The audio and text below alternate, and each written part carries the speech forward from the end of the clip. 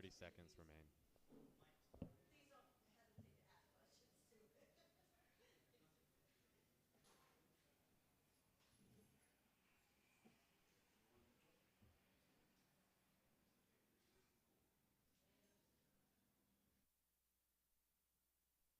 minute.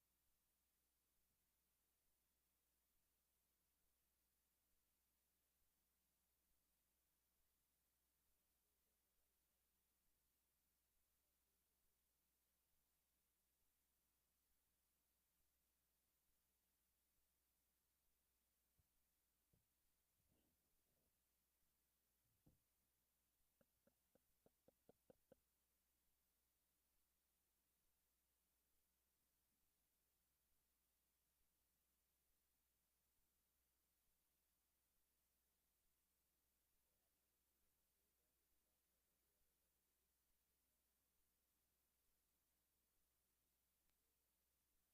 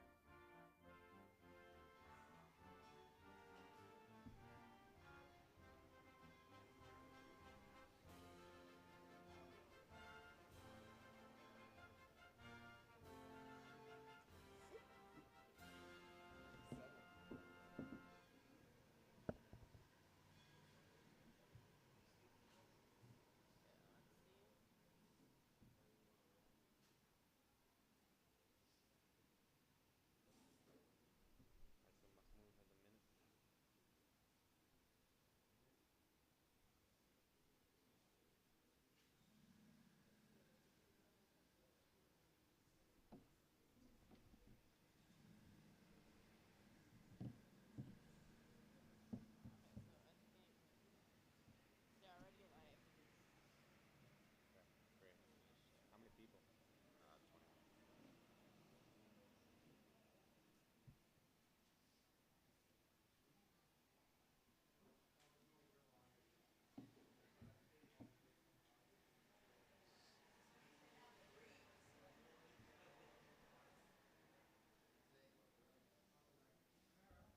Wally too.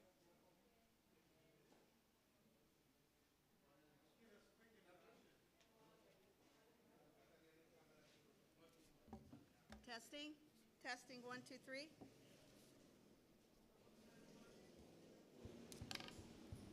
Testing.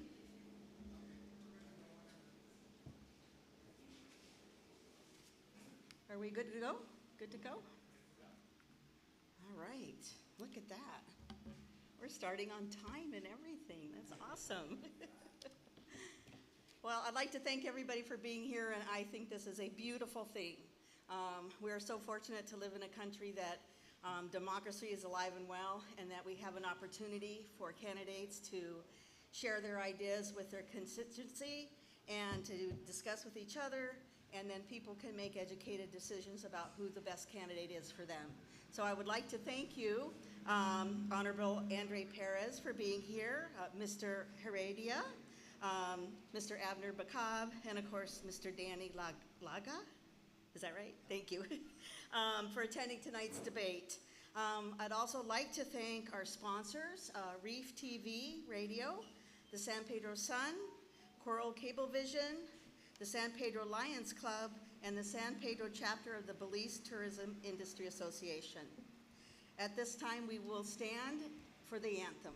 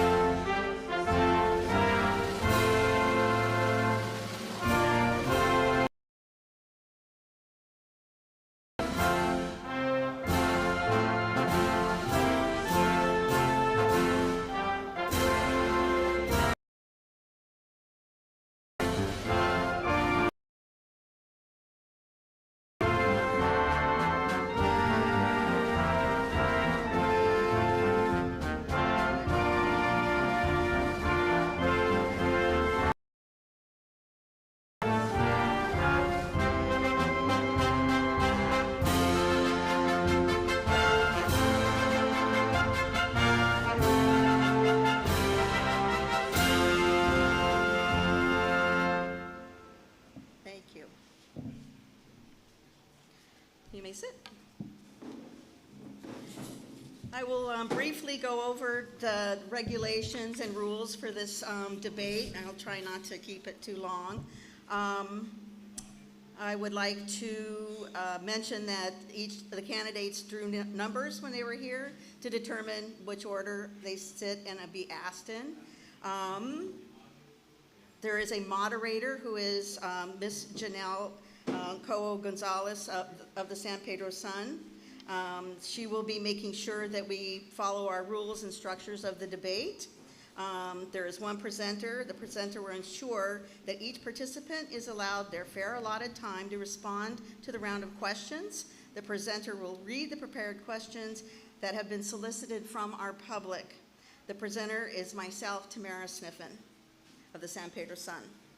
Then we have a timekeeper, and the timekeeper is responsible for ensuring that the participants stay within the allotted time. The timekeeper shall keep track of the time during the opening statement, questions and rebuttal period, the open debate segment, and closing statements. The timekeeper is Johnny Grief V of the San Pedro Sun. Security will ensure that members of the audience maintain law and order. The goal of the debate is to encourage the candidates to present a well-reasoned viewpoint with a minimal preparation time. The candidates are encouraged to evaluate and defend their viewpoints on specific questions. In answering, each candidate can say why they differ from the other candidates presenting their case. However, personal attacks will not be permitted.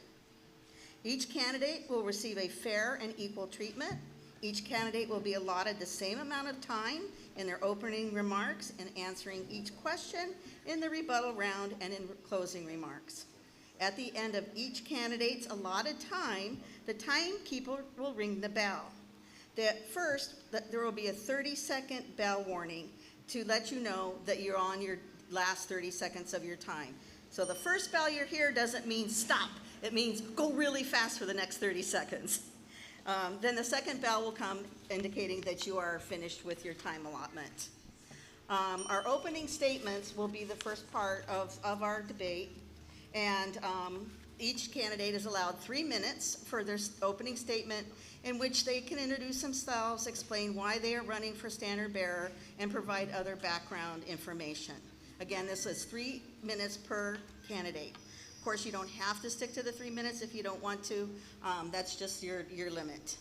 As far as the debate is concerned, by the numbers that were drawn, whoever drew number 1 will answer the first question and be allowed 1 minute. Number 2 will follow with 2 minutes with an answer and rebuttal. The third is the same. They get 2 minutes. And the fourth gets 2 minutes. And then the first, we go back and give them 1 more minute to do a rebuttal, since they're the one that started the debate, started the discussion. And then we'll start.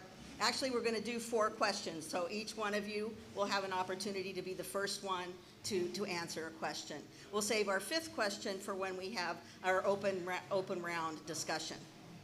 So in that, the timekeeper, you're entitled to 10 seconds before you start your response. As soon as you start your response, the time will be started. After the question and rebuttal round, there will be a 10-minute open forum where candidates may ask each other questions and interact. However, again, we must remember to maintain professionality, and absolutely no personal attacks will be tolerated. And I will be the first one to interject if this happens within our discussions. The important thing is to stay on point, stay with the question is asked, and to answer it correctly, or answer it as well as you can.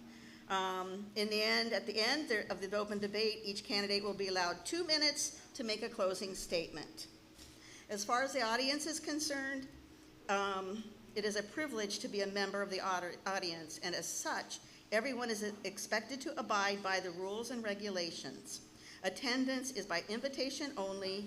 Each candidate was given 10 tickets to distribute as they wanted, and then we also distributed tickets to town council and the private sector. Crowd participation is limited to applause when appropriate. No alcohol is allowed on the premises. Absolutely no questions will be entertained from the audience. No member of the audience shall interfere with the officials participating in the debate procedure. No member of the audience shall interrupt or interfere with any candidate once the debate begins. No noise will be permitted once the debate begins. Where any member of the audience does not abide by the rules, the moderator will ask that person to be removed. And we do have security with us now as well. I would certainly hope we don't need that. That said,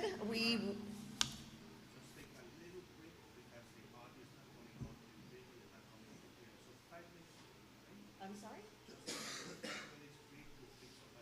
Okay. We're going to take a little teeny break because we have a couple technical difficulties that we need to address. Maybe 5 minutes max. Thank you for your patience.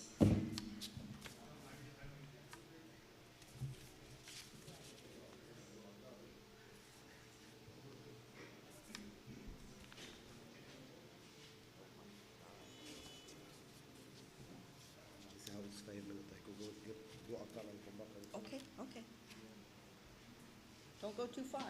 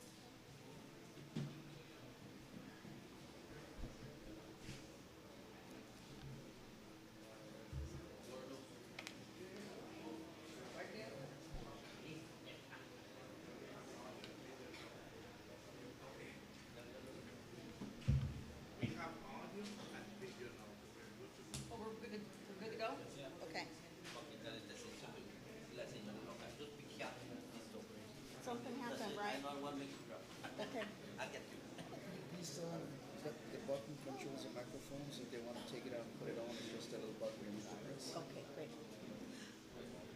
Where is Mr. Andre? I think we're ready to start again.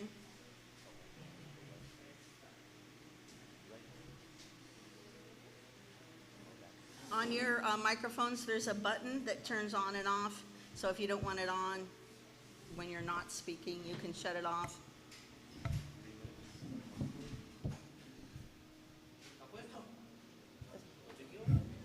¿Estamos listos?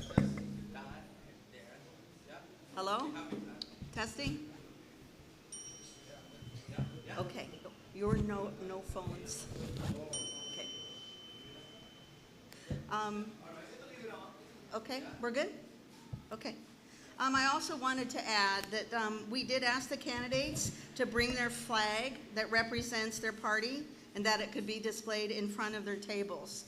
That is the only political paraphernalia that we were allowing in this venue. Candidates can take notes during the debate, but we're told they could not bring prepared statements or use their cell phones. We have provided each candidate with note paper and pen, and we ask the audience to please silence their phones. So I would say that it's time to start our opening round, where each candidate will have 3 minutes to introduce themselves and tell us a little bit more about themselves. And number one is Mr. Danny. So you have the mic. Good night, good night. Good night, everybody.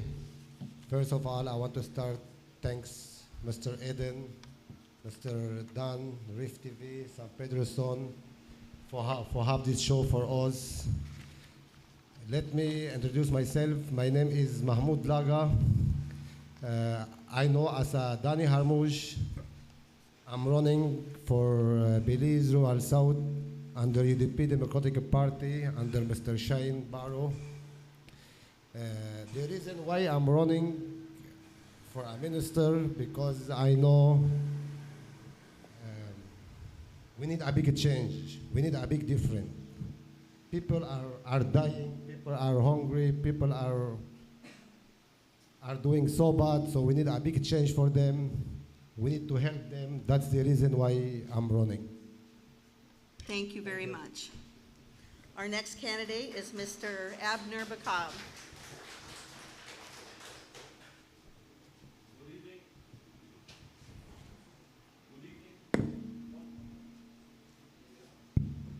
Good evening, everyone.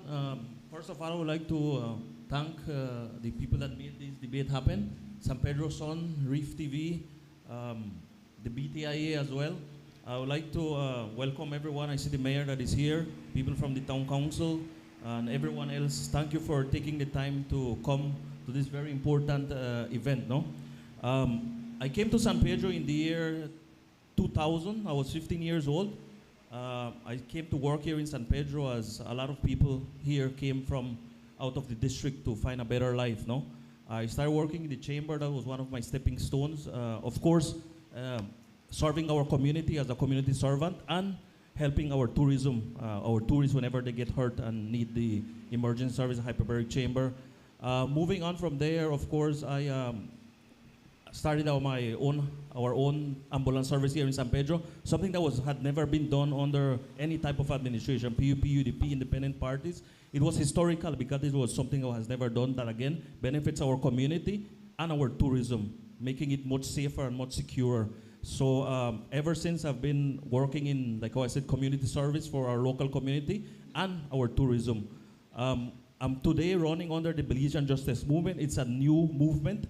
I'm happy to say that we are the third movement that has the most candidates in the independent movements. Belizean Justice Movement, as the name is, we want to promote social justice for each and everyone Belizean, including here in San Pedro, everyone. So I think everybody deserves justice in one form or another when it comes to health, education, land, infrastructure, even in your job. So definitely, like I said, I've been serving our public, our locals, and making our tourism much safer. And I would like to point out has been done with private investment, nothing to do with our government or any other organization. For the love of what we do, and we'll continue doing, no matter what happens in the election, we'll continue working for our people and for our community. We have bigger projects coming on board. So thank you very much. Thank you. Mr. Heredia?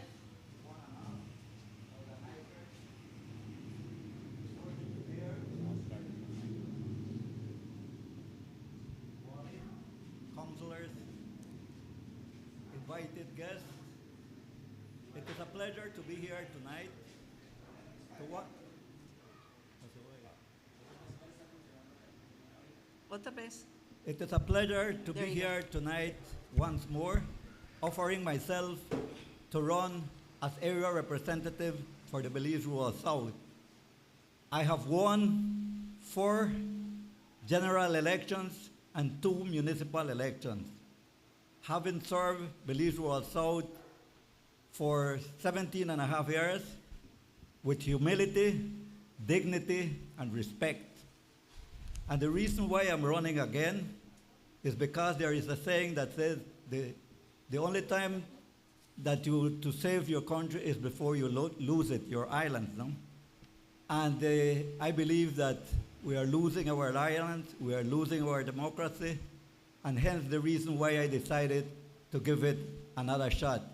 There were multiple people from different sectors calling me to please come up front and try to save this island. So I am here tonight offering myself once more with the same humility, with the same respect, with the same dignity. I was never involved in any scandal during those many years that I was there. And I intend to be the servant of the people, not really the master, but the servant of the people as I used to do in the past. And with the God's blessing and with the assistance of the tour guide, the fisherman, the contractors, the real estate people that have asked me to come up front, I believe that we will be successful and that dignity and respect will come back to this beloved island that we love a lot. Thank you. Thank you very much. Mr. Perez?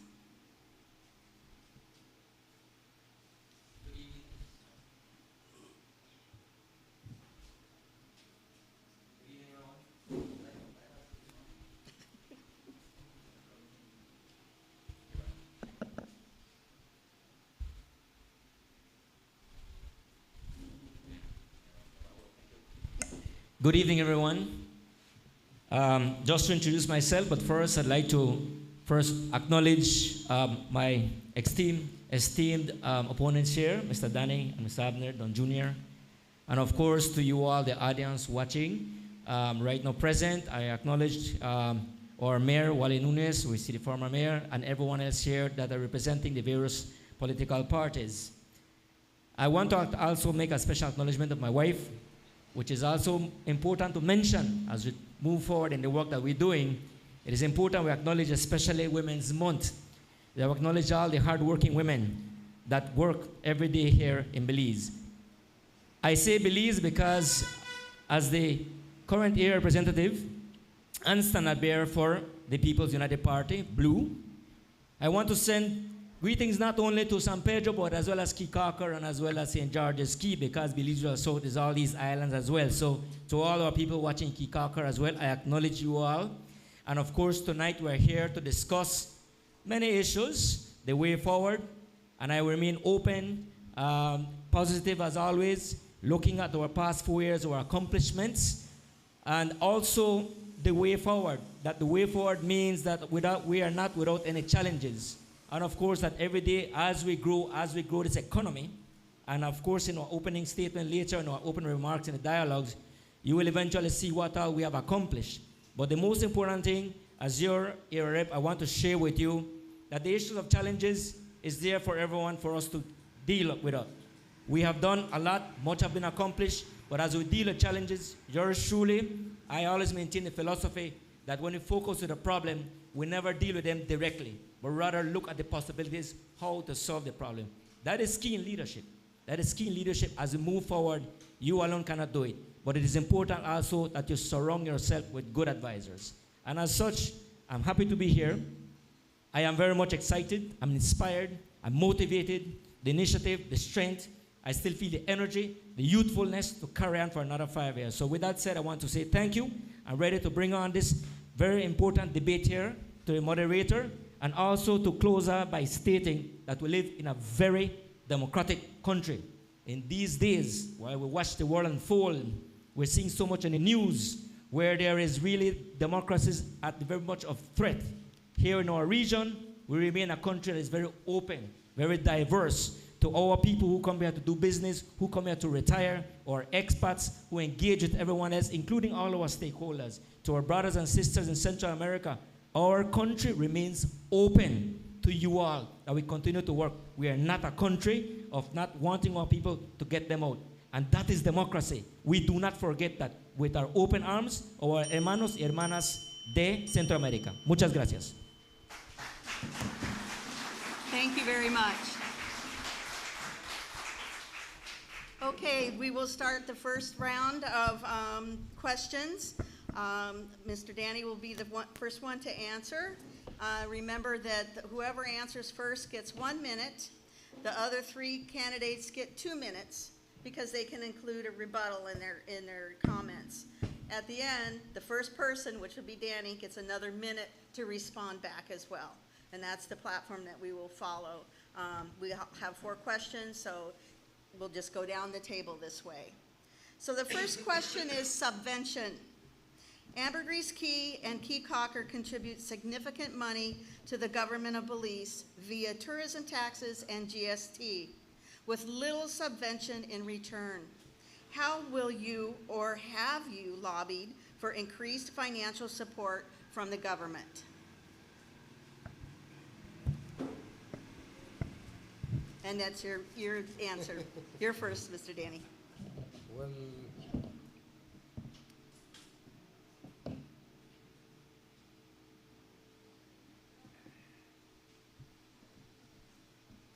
first of all,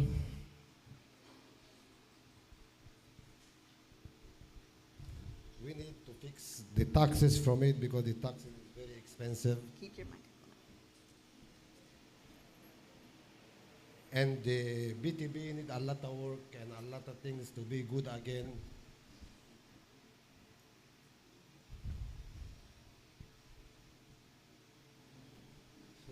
Is that it?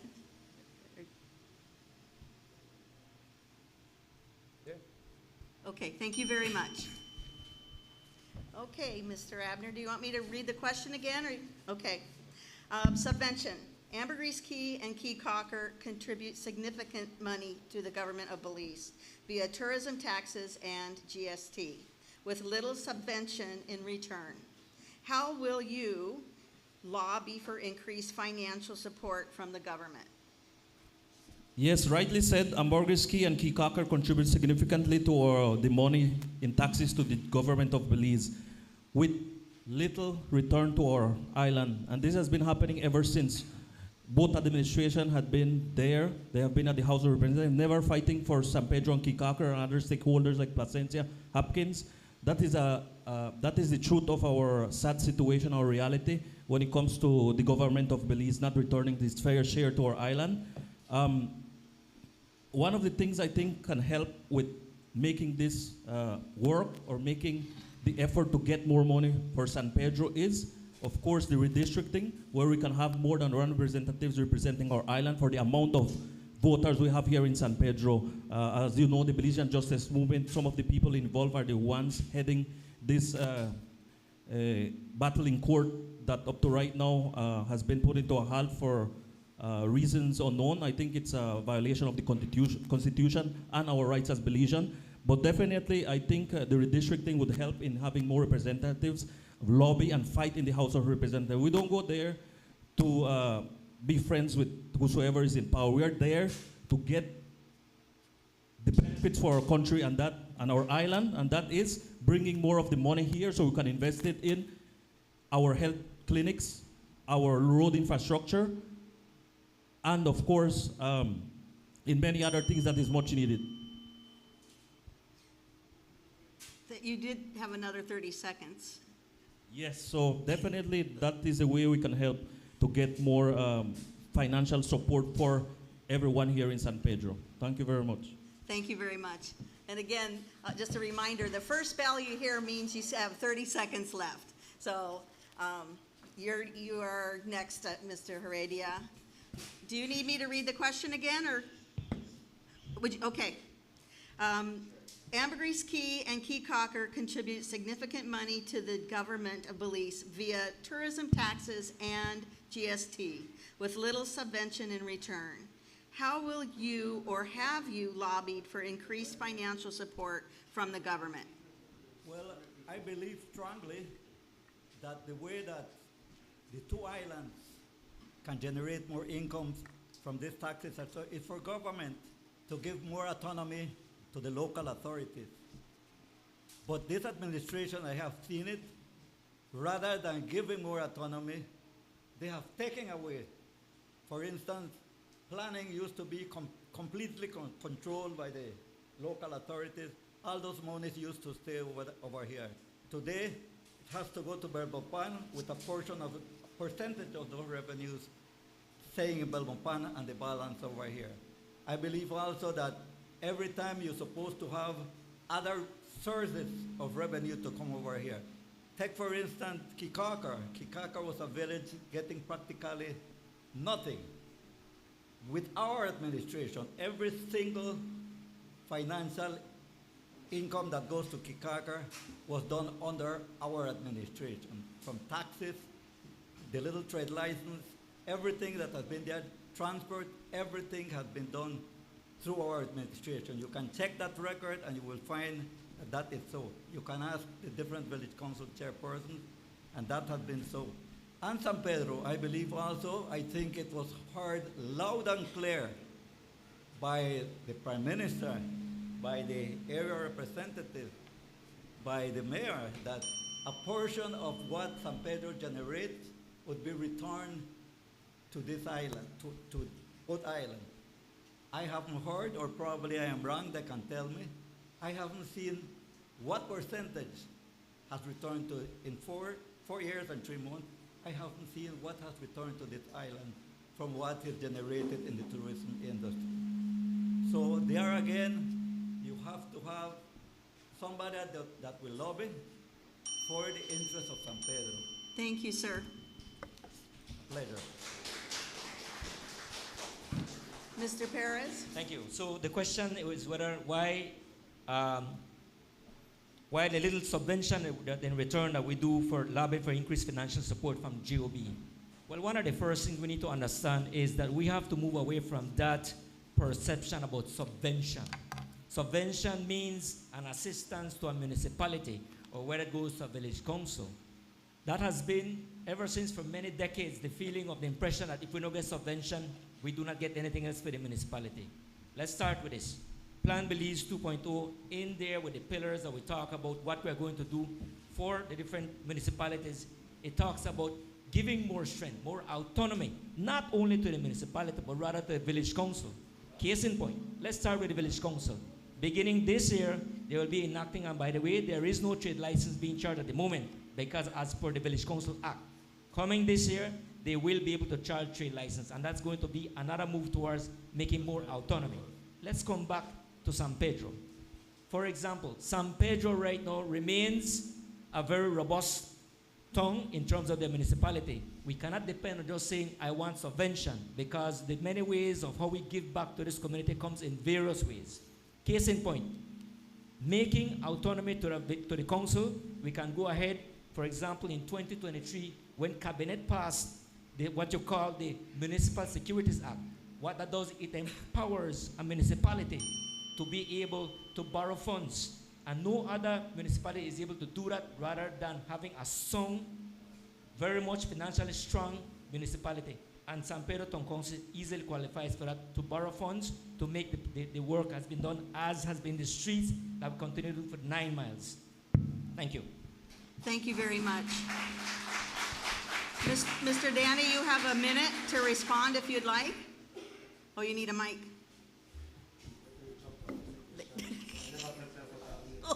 a good question, huh? You have 1 minute. You know, I'm sorry about that question, but I never prepared that good for it, you know. Let's jump to the next one. I'm sorry about that. Okay. So you're done? Okay, all right, great. Thank you. Thank you very much. Okay, we're moving on to our second question. And this time we will start with Mr. Abner, work our way down. So, Mr. McCobb, you'll have 1 minute, and then we'll come around and let you finish with another minute. The question is about environmental protection and development. How do you define sustainable development? Is it compatible with environmental conservation? How do you find a balance between the two? The destruction of mangroves, unchecked growth, and weak enforcement of environmental regulations have severely impacted the ecosystems on the Keys. Although Belize has adequate laws protecting these ecosystems, there is little enforcement, and when enforced, the penalties are minimal. How can we ensure that private interests do not take priority over the well-being of our ecosystems on land and sea? For sustainable development, I think a very important part is the consultation process with the people it's affecting, like our island. Most of the time it's only done, the laws are passed, the projects are done without any type of consultation. I think that is going to be very important to move forward and do a sustainable development. The people involved, the people to be affecting, have to have a very important say. One of the most vital says, I think that is even greater than the government plans for sustainable development. No? For environmental conservation, it is important to work hand in hand with both of these development and conservation. No? The balance would be, again, going back to the people, looking at the negative impacts and the benefit it will bring to our community, our island, and based on the balance, we could make a decision which will be the most positive impact or benefits to our community. Yes, cutting off our mangroves. Okay, you'll get a minute, another minute at the end here, after everybody else goes. Thank you very much. Okay, Mr. Heredia, do you want me to read the question, or are you okay?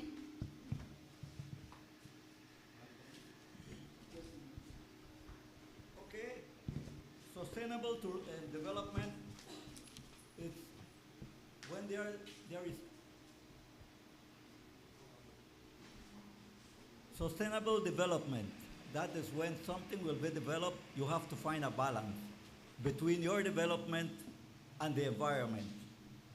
That was done a lot in the past, that you will have to do an EIA depending on the size of the project.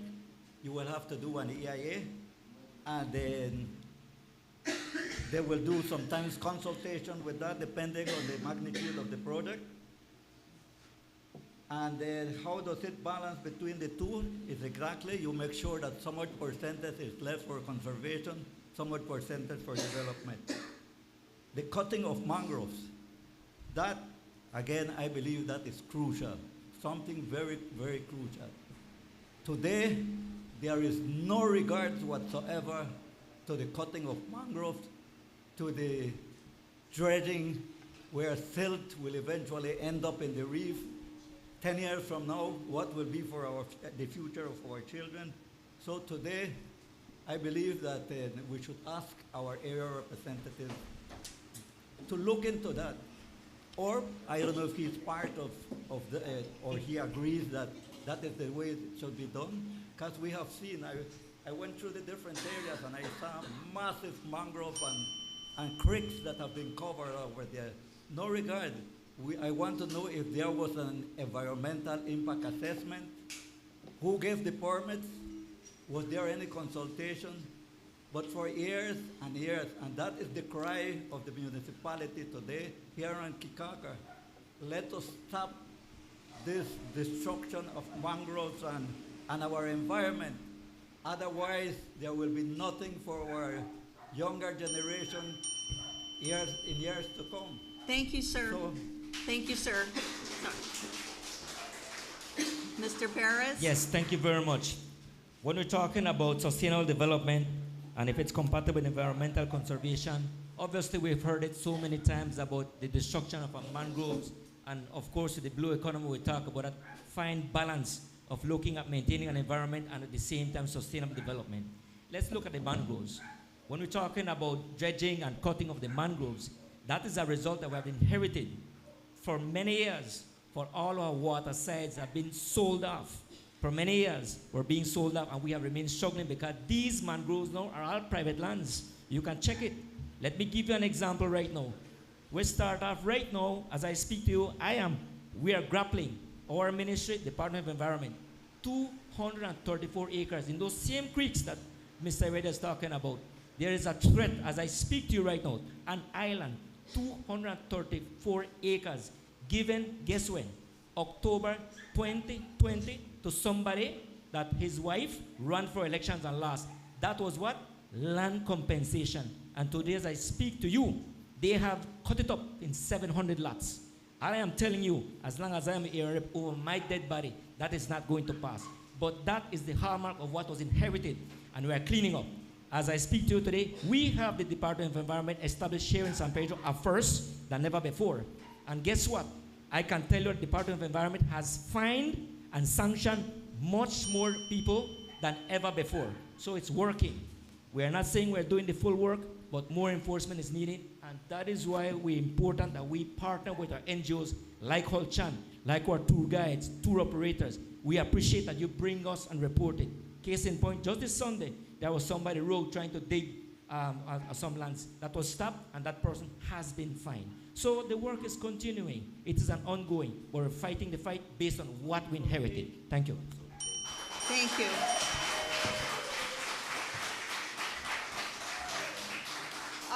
Mr. Danny, are you available to answer this question?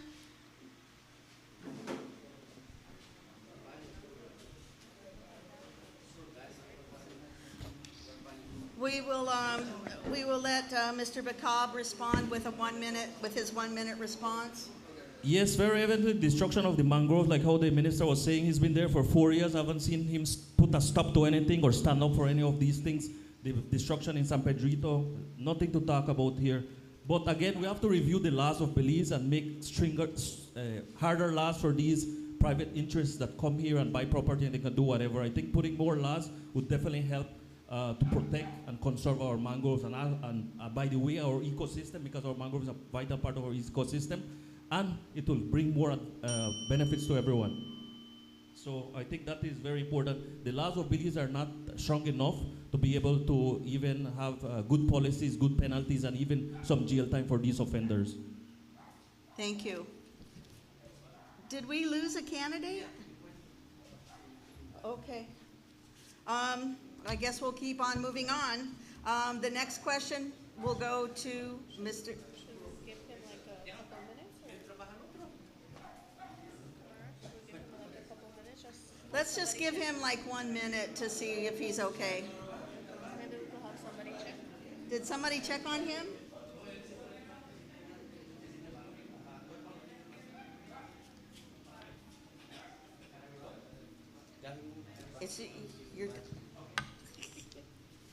We're just going to check on, because as far as the order is concerned, Danny gets a 1 minute response. If he's not available, then we'll just move on to the next question.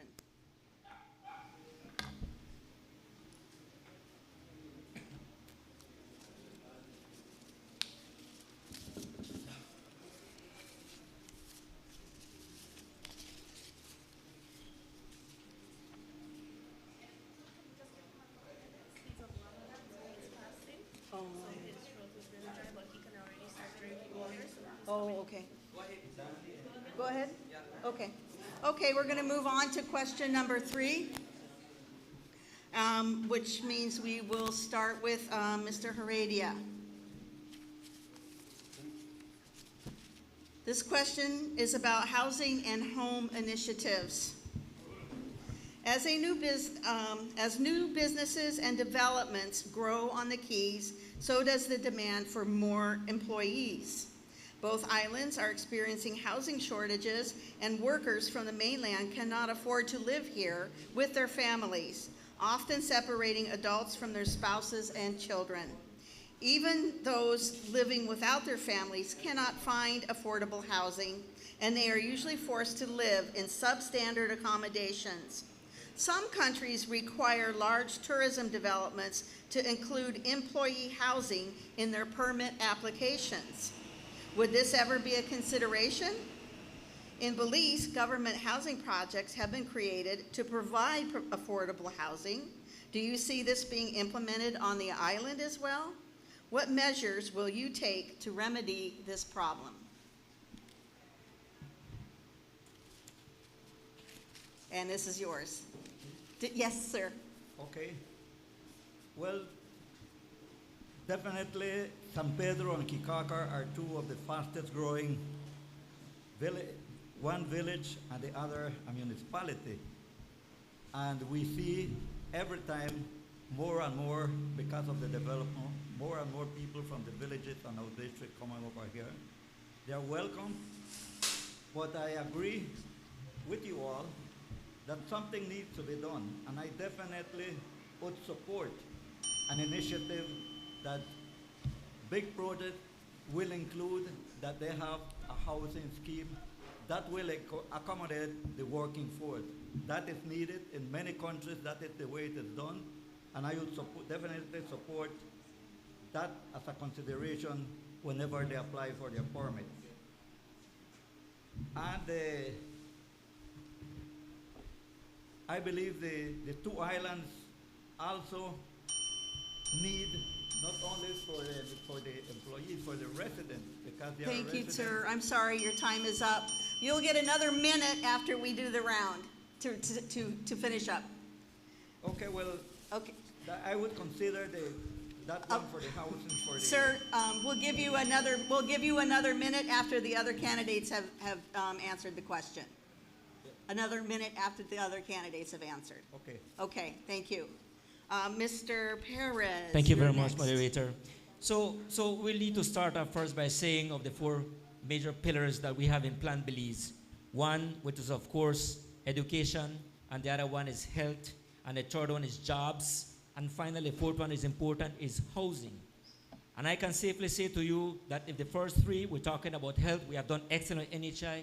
Education, it's for us to see at the high school with all the funding we're getting from the Ministry of Education. Jobs, we're always there. We're in need, especially in the tourism sector. Housing, it is a real problem. We have to think ahead of what has not been done in the past 13 or 15 years. But with this plan coming, as we discussed earlier about North Ambergris coming with a fast development, there is an investment already approved, working by ending of July, confirmed, $270 million to develop the North with infrastructure. Infrastructure means land and housing for our people. We cannot move forward in the next 5-10 years just developing resorts and the beachfronts. We have got to secure it. As I speak to you, for the first time ever, we're unprecedented with lands right now to give up as much as 1,000 lots for people with roads, with infrastructure. We cannot do as we've done in the past. You give some of your people a piece of land, get stuck with it, can't do anything with it because they're waiting for the roads, and us right now in government struggling to bring in the roads to these people. Some of these people have lost hope. They sold their lands. We are saying that we cannot do that. In the next 10 years, we have got to plan jobs, health, education, housing, and it has got to come with this plan of $270 million to come up. We cannot move forward with that. I commit to you on that. Thank you very much. Thank you.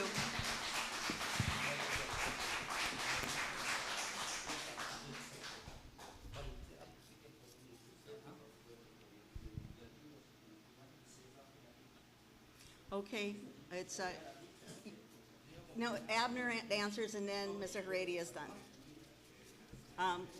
Do you need me to read the question or you're? Okay. As new businesses and developments grow on the Keys, so does the demand for more employees. Both islands are experiencing housing shortages, and workers from the mainland cannot afford to live here with their families, often separating adults from their spouses and children.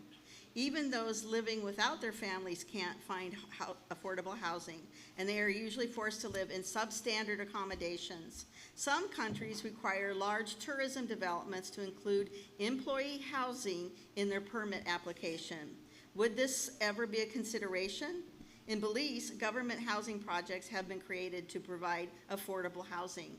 Do you see this being implemented on the island as well? What measures will you take to remedy this problem? Yes, one of the things that both administrations have been doing wrong is the issuing of lands. They issue lands without any type of infrastructure when it comes to water, electricity. The people have to find the money to get these resources in place so they can even go and live there. If we look at it, the road infrastructure up north, we're talking about that development that's been happening there. The road only ends a little bit more after Sapphire. There's going to need a lot of investment to get these people there. But again, we have been doing things wrong. Why not do the road infrastructure, get the water, get the electricity there before even issuing the lands to these people that are much needed? Yes, San Pedro is growing. More people are going to come to live here. But again, we have to do things the right way. If we continue doing the same thing we've been doing, that's why we're here. People have lands up there, but they don't have no water, no electricity. That is the big problem, right? The people that are gonna go and live there are the people that don't have, are the least unfortunate people here in San Pedro, no?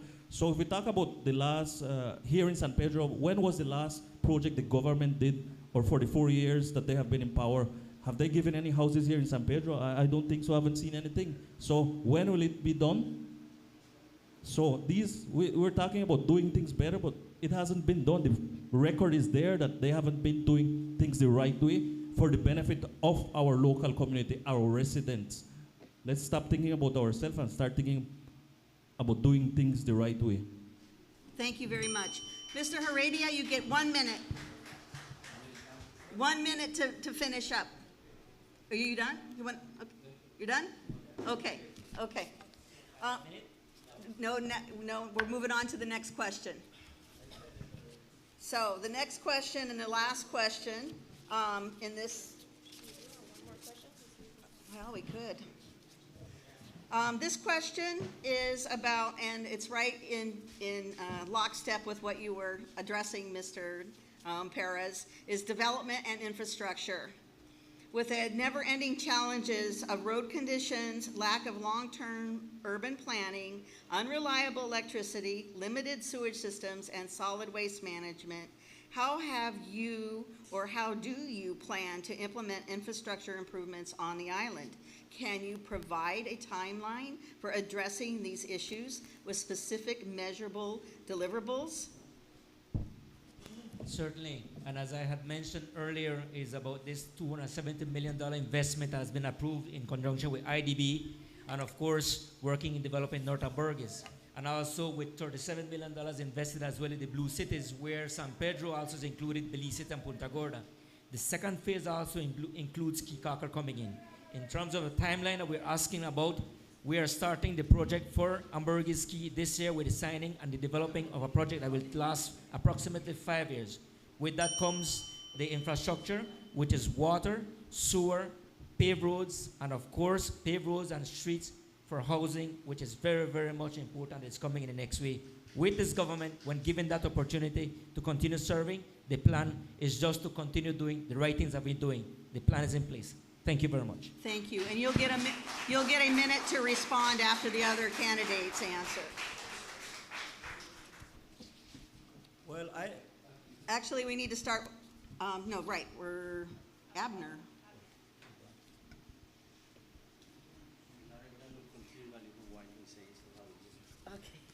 Okay. The question is about development and infrastructure. With the never-ending challenges of road conditions, lack of long-term urban planning, unreliable electricity, limited sewage systems, and solid waste management, what will you do? What was your plan to implement infrastructure improvements on the island? Can you provide a timeline for addressing these issues with specific deliverables that this community can measure against? Yes, I think before even going into loans, like how the minister was saying, if we work on getting back what San Pedro rightly deserves in the payment of all the taxes to the government, we don't even need to go to get loans and get us into more debt than we already are. I think that's going to be one way of even working to improve the conditions here on the island. As for the road infrastructure as well, I think if we keep more of the tax dollars here in San Pedro or get them from the government, then we'll be able to do much, much more for improvements as it is like cementing the streets that they just did. $28 million that the town council has on a loan. We could have, if we keep more dollars here, we don't need to get into loans and have our kids paying that for so much years. I don't know exactly how long, but we have better ways to do things if we stop the corruption that's been happening all over our country with both parties. Thank you. Mr. Heredia? Okay, well, I will agree that infrastructure is a key component of development in any part of the world, in Belize, and in the islands. Definitely, I must say that during our administration, the electricity, everybody remembers the underwater cable that came over here. That was a major improvement over there. Likewise with your internet. And then the sewer, there were negotiation and I believe approval for a number of miles from the bridge north and then finalizing the one by Boca del Rio. And the solid waste, that is the sewer and solid waste, we have to work more on that, particularly on the northern part of the island. There is little or very little of that being done at the moment. We have to work harder on that one, that people that are moving north because of the congestion over here need to have services. Once you are paying taxes and so, you have to have the basic services for these people.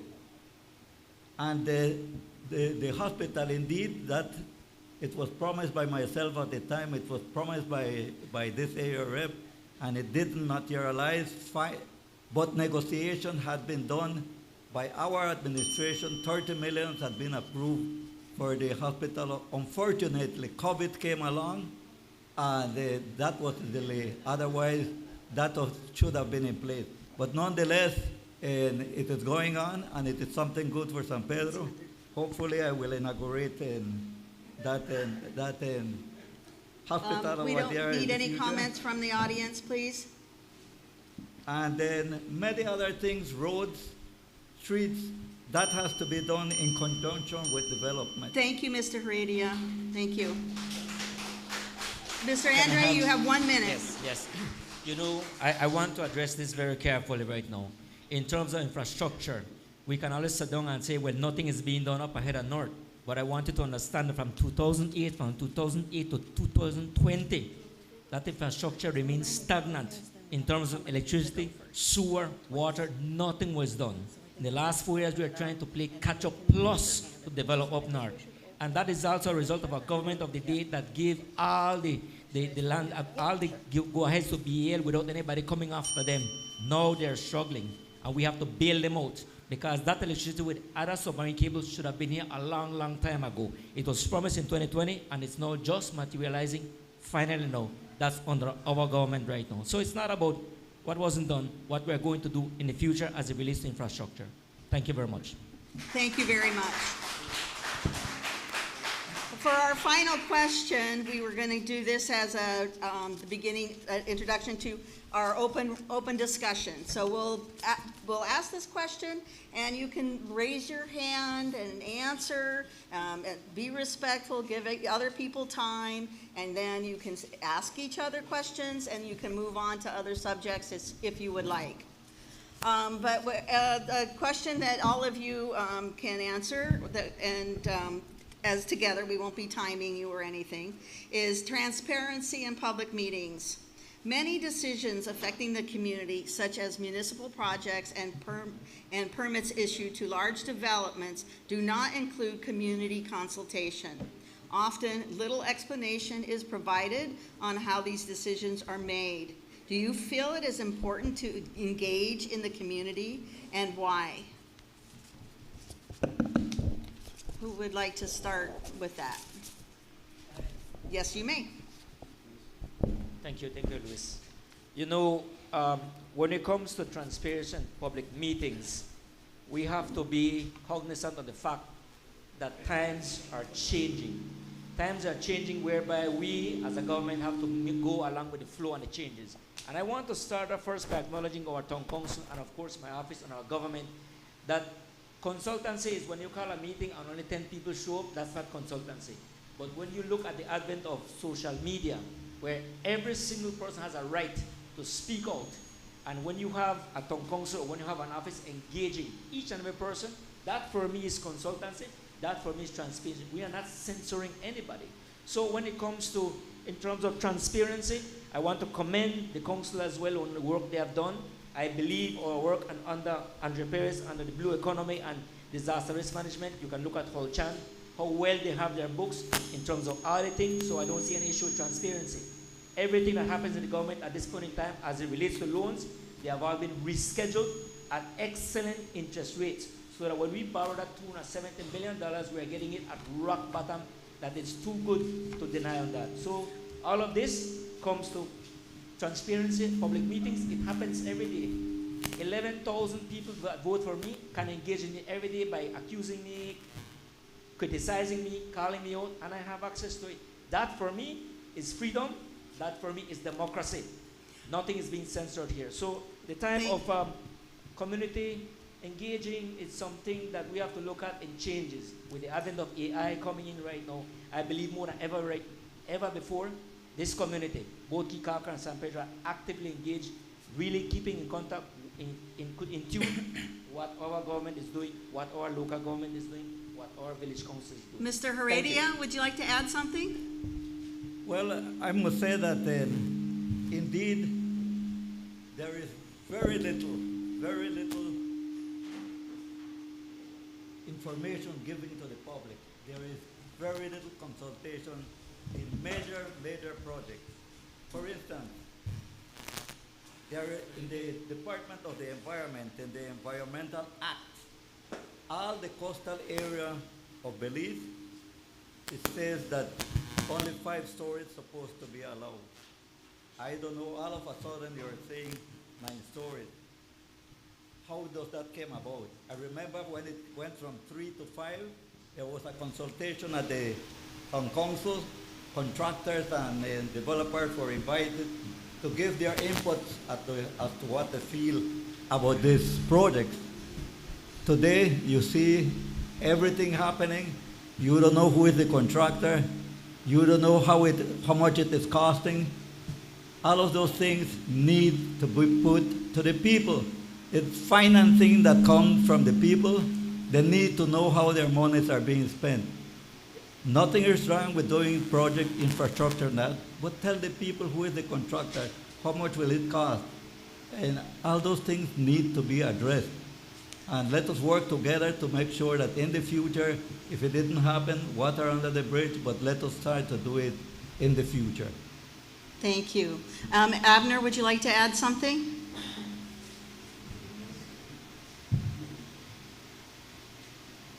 Hello? Abner? Oh, sorry. Yes, for the record that we have seen here in San Pedro, again, I've been living here for 25 years. I'm a tour guide. I'm somebody that works in the tourism industry, in the emergency services. What we have seen is that both administrations have not been doing consultation, including the people. Most of the time when we come here, they're doing a presentation. It's already been approved. You know, the people in the end are the ones affected. It affects their life, it affects their resources, it affects their cost of living. All of these projects that have been approved sometimes comes even from higher people in power in the government, that they say it's over their pay scale and they cannot do anything here in San Pedro for these projects. I haven't seen any stoppage of any big mega projects happening here in San Pedro since Mr. Andre took over the Ministry of the Blue Economy, no? So again, if we talk about all these things that is happening, it's been happening in your time as well, and you haven't done anything to address these issues, no? So, and it affects everything, our life, like what I said. This has been a normal in all of these projects being approved. That's not normal for us. They need to consult with the people because they are the ones that are going to be affected in the end. The ministers, everyone doing those, they would be affected. They could go live somewhere else. If all our natural resources are destroyed, where are we going to go live? No fishes, no tours, no hotels, no golf car rentals, no gasoline is going to be sold. All of these things affect us. So the time is now to stop, to put a stop to all these destruction that is happening here on our island. The same goes for Kikaka. I visited the island just today, and the amount of destruction happening there. Foreigners will not come and see our 7-story buildings. They're tired of seeing that in New York City, Chicago. When that happens here in Belize, we're going to have a hard time, even harder when the COVID pandemic came here. So we have to wake up and stop sleeping and see the reality and the truth. If we continue in this derailing track, destruction track, there's not going to be no tomorrow for anyone. Thank you. You now have an opportunity to ask each other questions, or is there a question that we haven't asked that you think we should have asked that you want to mention? Any of you? It's an open floor. What did we forget to ask?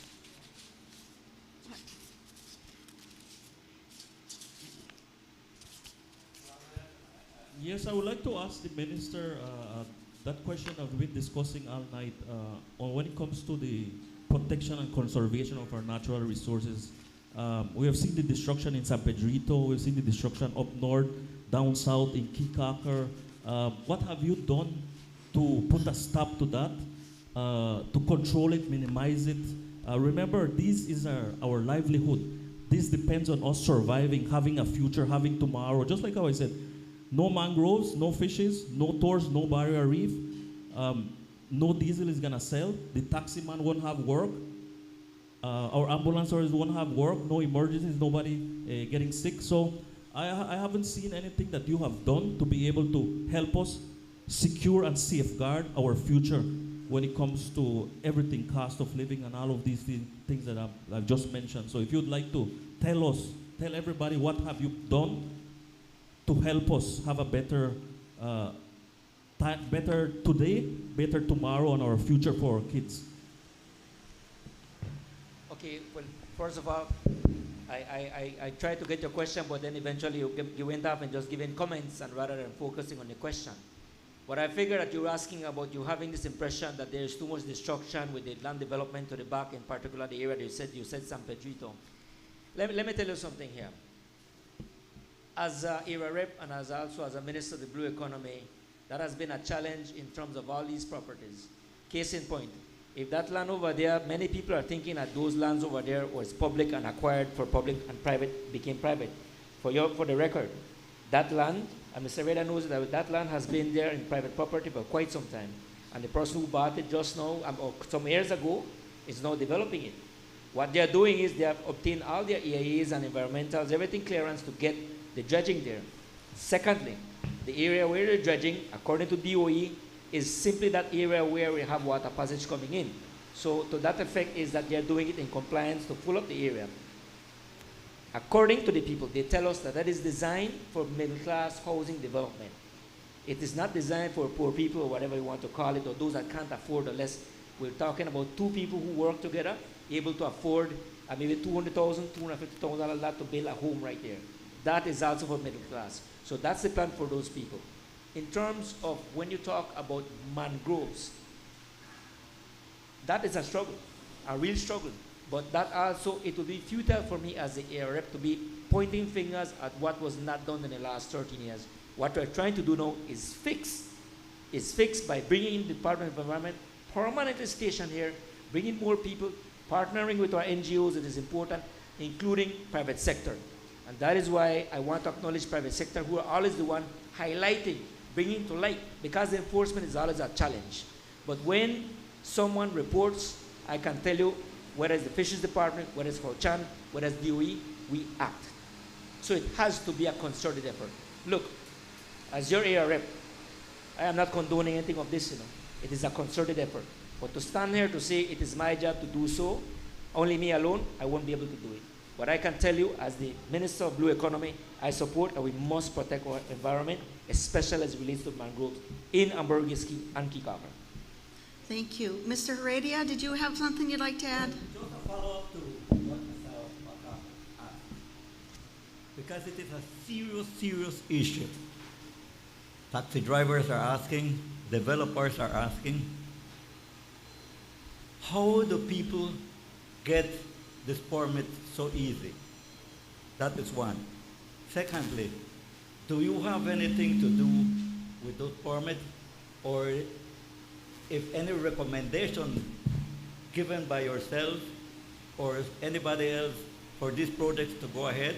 Because indeed, that one that is going on where almost 2 years of dredging, 2 dredges working over there, probably you might not know, but as a fisherman, and I believe there are other older fishermen, when you are dredging without a court, that silt goes out through Cayo Romero, goes out through the channel by the Coast Guard, and eventually it will not happen now. But in years to come, that silt will settle on the reef, and that is the beauty of Belize, our barrier reef, the second largest barrier reef, which is a heritage site. That will be gone. And that is my biggest concern. What will be left for our children and grandchildren? That particular one over there also, that was a lagoon, man. Whoever sold it or whatever happened, massive consultation should have been done, an environmental impact assessment, because I recall area rep. Before you became area rep, I still have the clip where you were there demonstrating against Cayo Rosario, which Cayo Rosario, they had 3 consultations, but you were there fighting for that one. And today, look what is happening. Without any regard, these mangroves, lagoons, creeks are being destroyed. Let us work together to stop this, man. Let us consult with the people. That is why the people are so upset. They are not being consulting. We are living, you said it, we are living in a democracy. Let us be democratic and go through the process of a democracy. Thank you, Mr. Heredia. I think Mr. Perez would like to respond. You know, Mr. Heredia, I want to respond to you when it comes to those mangroves and when you talk about one specific place being dredged. This is a problem all across. Let's focus on the North Ambergris Key and let's focus on Kikaka. If I was your duly elected area representative in 2008, believe you me, all those mangrove waters given out all up north, piece by piece, even the water would have never passed through my office. It was given under his ministry, under his watch, or maybe he did not really see or was not aware what's being done in Belmopan. This is what we have inherited. Now these people have private property to water to mangroves. And that is why right now in San Mateo we have people squatting in people that should not have lands. But they were given the permission to do that. That should have never happened. It happened in 13 years. And here I am today struggling to deal with all those people who have titles, should never have gotten titles. Especially Cayo Rosario. They should have never gotten the titles. He could have made the change to reject it. And when we went there, these people have title. They have a right. It should have never been sold from the very beginning. That is what really happened. So now, blaming me for not doing something about it is not fair. What we are doing is cleaning up. What we are doing right now is fixing up all those lands that should not have gotten. Some of them are being cancelled. That is the problem at heart right now. All those areas, they have even pieces of land allocated for where it should be reserved. They all went, disappeared, right under his watch. And now will tell me right now I'm not doing anything? Come on, let's look at all the maps. Let's look at the history. Who all got that mangroves waterfront? I can show the history who all got that. I can assure you, under the last 4 years, I have not given any land that is waterfront on mangroves. Why? For two reasons. One, I would never do it. And second, because there's none. It's gone. It's gone. So now come and tell me about one specific area. Right? One specific everything. Talk about the 234 acres. That's a dangerous one. That's in the middle of the fly fishing industry. We have to be very careful. And I can show you the maps how it got it. October 2020 for land compensation. That's a mammoth piece of island. It's not going to happen. I've seen the sketch, and it's owners who got it in October 20 for land compensation. So before we stand up and talk and pontificate about other people, let's look at what was destroyed in the last 13 years. And here I am sitting here trying to do it. Thank Trying you. to do it. Okay. And it's not easy. Thank you, It's Mr. not Thank easy. you. Thank you. Thank you. Mr. Abner, did you have something you'd like to say? Yes, yes, Mr. Andre Perez, you were talking about the development that, of getting some land for the people up north. Can you tell me what type of land they're getting? Is it mangroves? Let me finish. Does it have electricity? Does it have water? Do we have roads to get there? How long will it take for these people to live after you have distributed? How much pieces of lots are there? 300, 400, 500? Okay, so let us know, what have you done to make it better than anybody has done? Have you created a road? You're going to put light, water? How long is it going to take? Where are we going to get that money from? Is it going to be a loan? Fantastic question, Mr. Abner, very much. It's an absolutely really good question, Mr. Abner. I'll answer you in this way right here. First step, one, in the last 4 years, yours truly have been engaging in trying to find properties for people. Let's talk about North Ambergis. Hundreds of lots were given to certain people that could deserve. They were really people who really deserve in the last administration. But then there was clearly a division where it was a second phase where there were bigger lots, 2 times, 3 times size lots. Those were for the friends. And then there came the big chunks, the hundreds of acres for the cronies. That is what occurred in North Ambergis. And I, yours truly, Andre Perez, until this day, remains like a scavenger, finding a little lot here, a little lot right here, to try to give to our people. But that's not an excuse, but that's what I've been doing to get land. And bear in mind that these lands that were given to people had no roads, and we continue to struggle with that right now.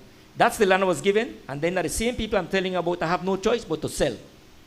Yours truly is saying, the next time we get lands, we can't allow this to happen. We cannot allow this to happen. And I'm serious about it. So now, your question, Mr. Bakab, land for our people. I can assure you, one, that the land that we are acquiring is solid land. Fair game, good land. We're not talking about mangroves or waterfront or everything. It's solid land. Two, it is coming with a price. And I promise you that, I know I tell you, bring only 550, make I hold it for survey. Right now we are surveying it. And it's costing us and it's costing the government hundreds of thousands of dollars to survey. The first phase comes at 300 lots. The second phase an additional 300. And hopefully the third phase we're going at 1,000.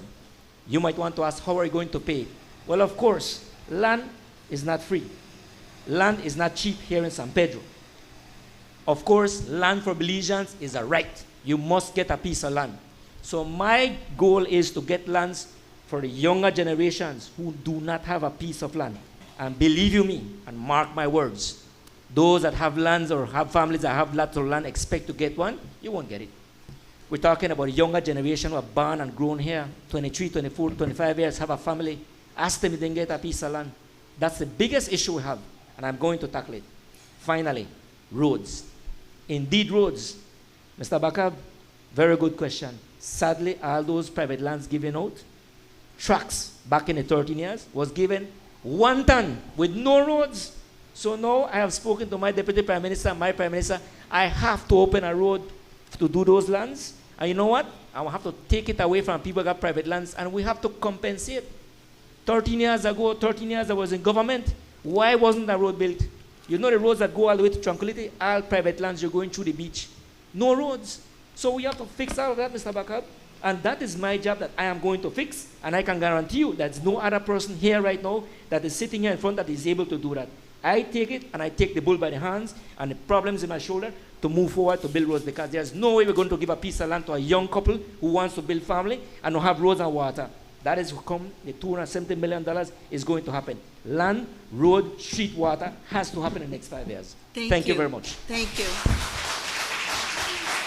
Yes, this session was going to be limited to 10 minutes, but I think that we're having good discussion and we have some time, so we can continue our discussion for another 5 minutes. Mr. Heredia, would you like to say something? But he doesn't have, we have 5 minutes altogether. He doesn't get 5 minutes, but we can keep talking for. No, we're not finalizing yet. If you just want to respond to what, what the conversation is. No, we're going to keep talking 5 minutes, all of us. We'll give you a closing statement after this time, but right now, we're going to give the whole discussion another 5 Okay, minutes. all right. Okay. Okay. And adding to what Mr. Bakab said up north, he's right. Everybody can attest. Up north where we did that subdivision, there were 5 miles of streets and road that were done in that subdivision. And if not for the COVID, it would have continued to do so. But those people, I believe there are over 150 families living over there, have been neglected for the past 4 years and 3 months. Neglected, completely neglected, because it was given by myself. Lots that he said that randomly being given to people. It's the land that he took away from the people that I had given.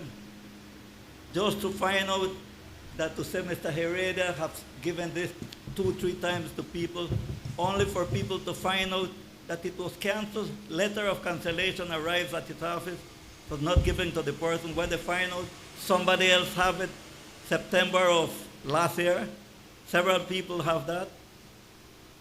That is not the way to go. Try to find more. There were 200 acres left of that land up north. Who got those 200 acres of land? Where dynamite from 2 in the morning till late in the evening are banging. Hopefully they will not burst the water table one of these days, and I don't know what disaster we had. 200 acres of land was given to excavate material to fill land over there. Not to a local, probably, let's say a local, but not a San Pedrano like in the case where we had it in a smaller scale over there. But we had done the roads, we continued to work on that. There is the land 5 acres filled where high school, primary school, and preschool should have gone. It's just sitting over there. Money from CDB had been allocated. It was diverted for something else. There is no government high school over here. So that was a plan for the future generations to come. And that was being done through this area representative, because I always believe that I am there for the poorer classes from the middle down. They are for the middle up. That has always been the case with this POP administration. With us, it's from the middle down. We try to accommodate the poorer people that cannot afford high prices, but we try to help them also a little at a time. He says that he has the money. Let us see how soon that will happen, to put infrastructure, streets, electricity, this. And nothing has been shown during these 4 years and 3 months. We haven't seen any. Post-work post in the area that I did, it has not been energized. Probably it will be done 2-3 days before election. I don't know. That is the way it works. Thank you, sir. There we go. I think Mr. Bakab has something he'd like to say. Yes. I would like to look at the facts and the records of both parties in the last year. We have seen with proven records, evidence that both the PUP and UDP have been doing a lot of mass grabbing of the lots. It just happened there in Cayo. We saw that report. We know for a fact that this has been happening all over Belize under both administrations. The only people that benefit are the committees for these both parties, their families and their cronies, very close allies to people. So let me finish. We have that in record, that it is there. It's happened here up north. 100 lots that was given under a company called Cayo Frances, under the recommendation of Mr. Andre Perez. Lots that could have been for the people that much needed it. Mr. Andre? Yeah, I have to respectfully ask him if you have any proof or not, because he's making some serious accusations, allegations here that is unfounded. So I don't want to answer to those, moderator, because what he's saying, he needs to show proof, right? He said about mass robbing. There's no anything mass robbing. Anybody can stand up right now to say any kind of mass robbing, especially here in Abergiski and Kikakar. I stand right here to tell anyone right now that that is also an accusation that is totally false, and I do not appreciate it. Can I continue answer on what we're discussing here? Yes. Okay, so I don't appreciate that, because that is getting If you have the proof, bring it and publish it and everything. Once you don't have the proof, then you cannot be speaking, Mr. Bakab. And that is one of the reasons why we're very concerned that some of us might understand the seriousness when you come to debate. You have to have your facts together, and instead of just talking about rumors or allegations, because that I think is very serious in terms of mass robbing of land. I would like to agree that Yes. allegations always need to be supported Absolutely. with Absolutely. proof and Yeah. facts. And yes, And, Mother, and I was a bit concerned, and I yes, did share that with yes. you at the very beginning. Yes. No. Are we complete with our time? Okay, we're done. Okay, at this point, I think we're going to give everybody the 2-minute closing remarks that you can make, and then we will have conclude our debate, which I think has been an excellent debate. Mr. Bakab, will let you start. You have 2 minutes for your closing remarks. Thank you. I would like to thank everyone in attendance, Mr. Andre, Mr. Manuel, Mr. Danny, the mayor, everyone from San Pedro. 2025 is, I think, is gonna be a year of change. I would like to reach out to the voters here in San Pedro to vote for a person, not for a party. Vote for a person that has a proven track record of doing things that has benefit our community, our local community, and have safeguarded our tourism. Vote not for party, vote for person.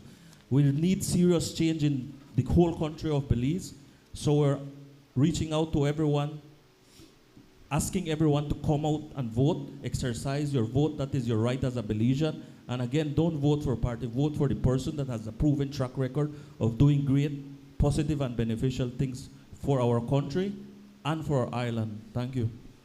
Thank you very much. Mr. Heredia, you have 2 minutes. Thank you very much, audience, and also the ones listening, the hundreds listening outside of the Lion's Den. I must say today that I feel very, very sad about what is happening on our island, both islands. And I'm asking the Taxi Drivers Association, I am asking the Tour Guides Association, the fishermen, the real estate people, the contractors, if you feel that I am the person that has done a better job for this island, if you feel that I am the people's person, if you feel that I am the humble person that I have been for, if you feel that I am a man of integrity and I stand for my values, then I'm asking on the 12th of March, vote for Manuel Heredia, a man with a proven record, a man that has been there for 17 and a half years in government, 5 in opposition, 12 and a half as a government minister. I was never changed from the Ministry of Tourism for those 12 and a half years. That in itself shows you the respect that the Prime Minister had for me. We cannot say about my friend over here, the minister. He has been changed. For what reason? I don't know. I know that it was scandalous. There was never a report that was given after investigations happened. We don't need Never to a report mention given. personal issues. So, We do not issue. bottom line, Mr. if Heredia, you feel please. that I am the man for serving Belize World South, I offer myself with humility and pride. Thank you very much. Thank you. Mr. Perez? Thank you. Thank you, moderator. First, I want to thank everybody here who came and who are watching. I really appreciate it. It is always in the name of democracy. I've always been a person that grown in principles of democracy. As a hardworking young man exposed to politics from a very young man to be where I'm at right now. And I want to thank each and every one of you for giving me that vote of confidence in serving you the last 4 years. I want to actually acknowledge, of course, Mr. Heredia, Mr. Bakab, and Mr. Danny. It takes courage to come here to really to speak and give your views and everything. Look, when you're in politics, you got to have a thick skin. I've always said that. And I have several of that, mountain cold skin. You can bring it on. But for now, I'm reaching out to you. In the next 5 years, there's a lot of work to do. Much has been done in the last 4 years. In the last 4 years, I have taken little time or nothing to engage in attacking, accusing what wasn't done, what could have been done, attacking what was in the last 13 years the disaster. Waste of time. Waste of time. What I did was roll up our sleeves and started the work. And today, as I speak, there is 770 students enjoying $900 per annum coming from the government, courtesy of the lotteries that the government of the day had at the time private. It now belongs to this country. $20 million every year in profits goes back into education, NHI, the building of our hospital, paving of our streets, the brand new health center that was built in Kikaka, which we almost lost. We had to save it in 2021. That's the work that has been done. But I'm not one of those persons who's always posting and pouting and tooting your horn. This is what we're doing. Quietly, diligently doing the work. And by the way, wherever ministry they put me, Minister Area, I serve to the best of my ability. That's the thing you need to know. My Prime Minister has trust that wherever you put me, I'm a person who's able and capable to serve any ministry, and I leave it in a better place. Thank you very much. Thank you very much. Well, this concludes our debate. Please stay seated yet for just 1 minute. I just would like to personally thank our candidates, Honorable Perez, Mr. Heredia, and Mr. Bacab. Unfortunately, Mr. Danny had a little health issue and he couldn't finish the debate with us. But again, I thank you gentlemen for attending. And again, this is a great day in democracy where we have an opportunity to listen to our candidates and make our votes for who we want to be our next standard bearer. I also want to thank the Reef Radio TV, the San Pedro Sun, Coral Cable Vision, the San Pedro Lions Club Den, and the San Pedro chapter of the Belize Tourism Industry Association for sponsoring this event. And on my last note is, get out there and vote. It's our God-given right to vote, and not a lot of countries have that opportunity. And we are very fortunate to have that, and people should take advantage of that gift. So thank you very much.